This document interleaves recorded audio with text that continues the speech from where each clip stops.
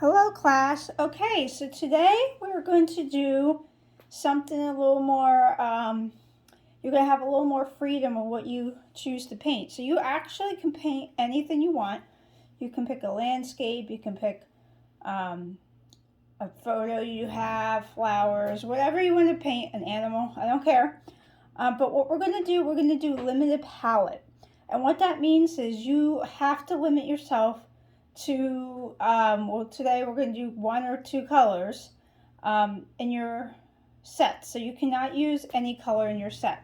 So it forces you to how to use the color and think differently than grab all the color.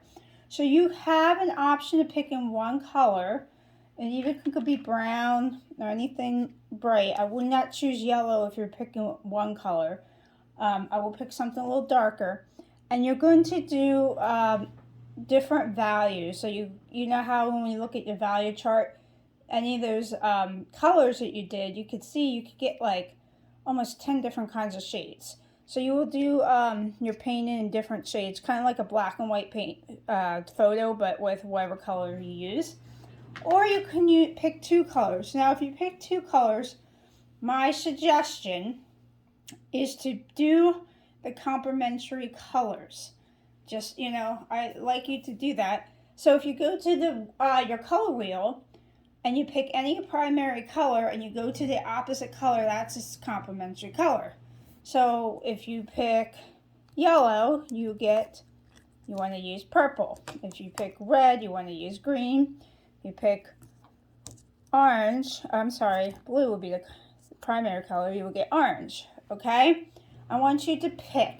So here I have a picture, I have a light sketch. I don't think you could see it well in the video, but I want you to lightly, this is what I mean by light, you can kind of see it but barely, of whatever you want to draw, okay? So do a light sketch. And then I want you to pick the 2 colors. Now this is, you might not be able to see, this is a bumblebee I chose on flowers. I'm going to pick for fun. Now obviously bumblebees naturally have yellow. I'm going to not do this set. I'm going to put that, even though purple is my favorite color. And sometimes you can associate maybe orange with bumblebee, but mostly yellow. So I'm going to set these aside. I'm going to use red and green for fun because obviously you don't see red and green at all with a bumblebee, right? So just to get out. The flower I can kind of get away with because of green, but I'm focusing on the bumblebee, so I thought that would be fun. So any color you want. This is just, you're not going to be following me at all with this because you're going to have your own painting. And I want you to look over the chart of techniques that we have learned, and even the techniques of depth and the techniques if you're doing a building, maybe the building technique we did, and decide what techniques you want to do for your painting, because every one of your paintings is going to be completely different. It's not even going to look like the same project. The only thing that's going to look the same is you only have 1 or 2 colors. All right. So I'm going to sit down here. And I was going to do the whole thing. I have flowers here, a bumblebee. But I'm wondering, you're not going to be painting the same thing I'm going to paint. So why you want to watch everything? So I'm going to just do the bumblebee, I think. And so you get the idea. And then you guys can go off on what you want to do. Alright.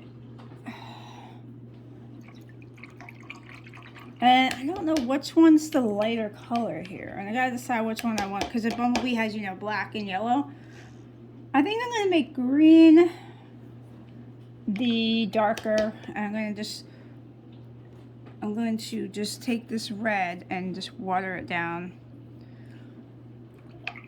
And I think I'm going to use the green as the darker predominant color. And you might find as you do this, you might experiment and find things that you like, or you might discover new ways to paint or new colors. and you might do something you don't like, and that's just part of art.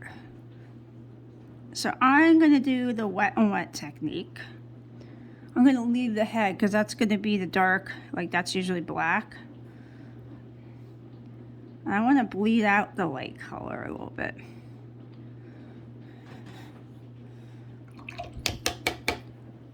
Alright, so let's see. This is the light part, and I want it to bleed because I'm going to cover that with green anyway. I'm going to get a little darker. I'm just letting it go wherever it wants, and then when it dries, I'm going to just go more defined with the green. But I want this to kind of be light.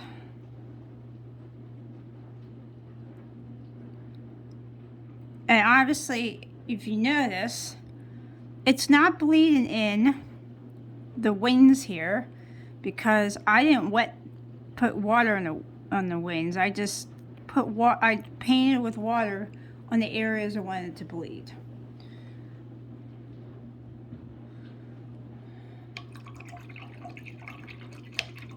Alright.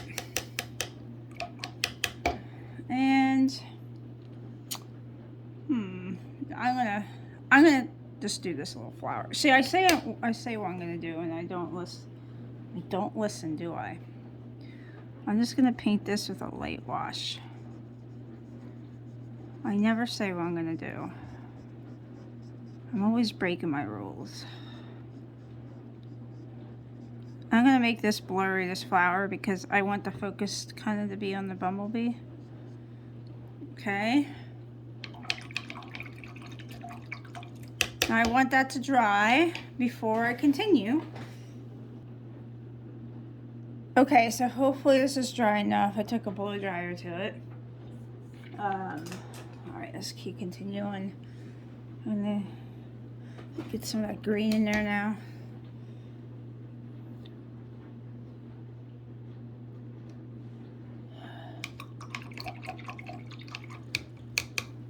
Now, let's see.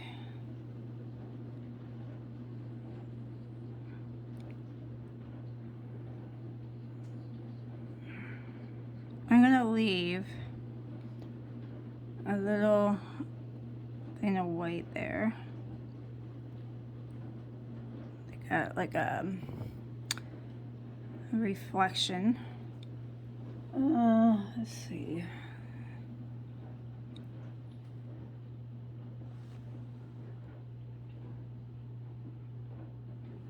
All right.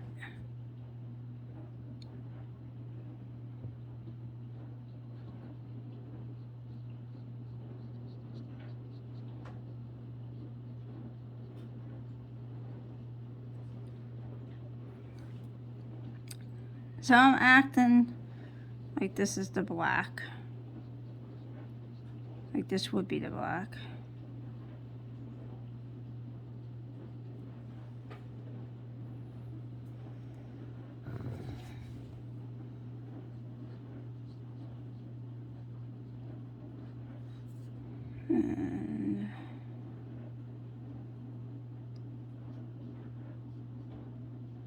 And you'll find as you paint more and you look at objects more in photographs, you might actually have your own interpretation, and you might want to change things so it might not look exactly like the photograph, or even if you're doing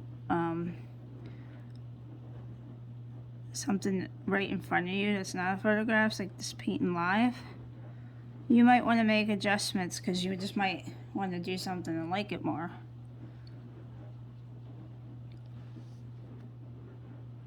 All right.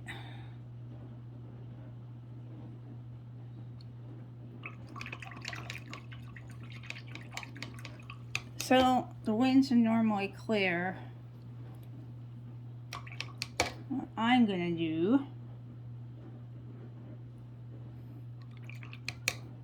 and I gotta deepen that red, but I'm gonna do the wings for a minute.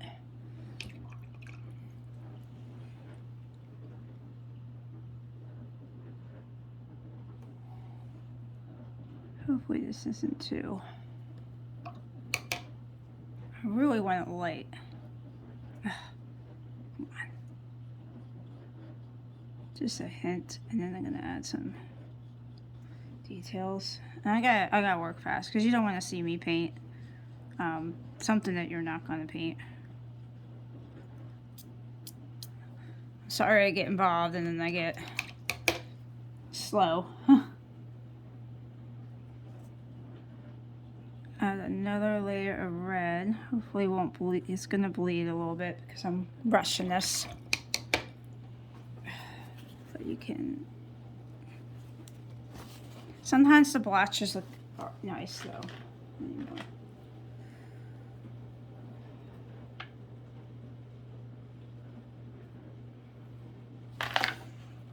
So if you're in a live class, I'm just going to be giving you your assignment, and I'm just going to be going around helping you. We won't be sitting here watching me paint, but since you're watching this at home,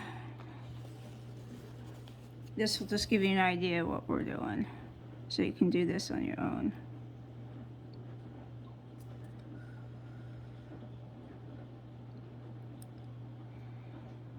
I'm putting more of a darker shade underneath.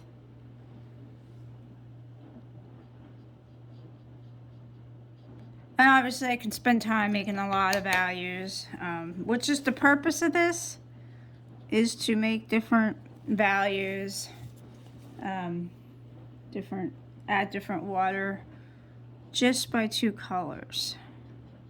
You can get a lot of range just by different values. You can get a lot out of one color, and that's what I want you to see. Instead of this thinking this strawberry is red or whatever, I want you to look at the different shades, and that's why I want you to use a different color, because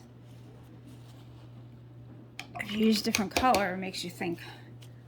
I think that one's dry. I'm going to use my liner brush. It might not be skinny enough, but I'm just going to put like some simple little lines here.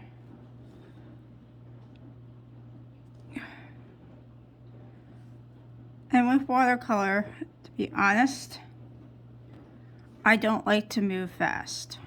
Acrylics I can.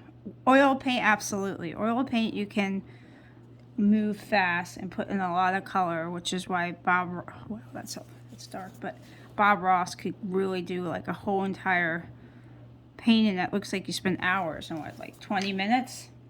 Watercolor, in my opinion, because of the layering, it just takes a little more time, and I hate rushing this, because if I were doing this by myself, I'd be spending a lot more time on this and look different. But all right, add some detail and we'll be done here, and you can go on what you want to do.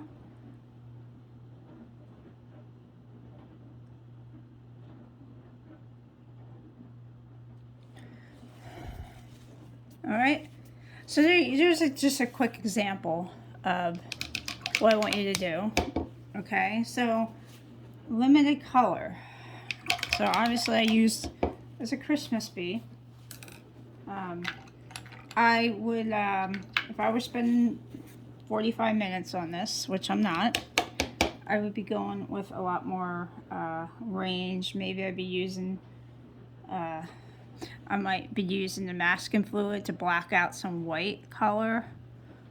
You could do that. I don't know what you're painting, but you know, you don't forget your crown resistant, your splotches, your pushing out paint and pull out paint, and so. And let's finish this with a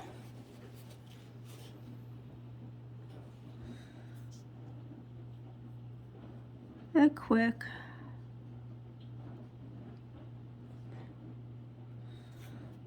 see. I just want to sit and spend time with this now. Okay. So there's your example. All right. So I will be coming around if you're in class and checking it out. And so just pick anything that you want, and just pick the 2 colors you want. All right. And I like have some fun with it. Like, don't get, you know, just kind of. I would, if I were you, I would take a dab of paint of 2 colors, and then do one with a little bit more water, and do a couple. So let's say you have purple, you have the concentrate purple, or let's just try concentrate green, a little bit water, medium water, until like water with this a hint of green. And do the same with the red and go around. Then you have different ranges. You can also do it when you can also get the same range, you know, wet on wet and stuff like that. So, all right, have fun with this project.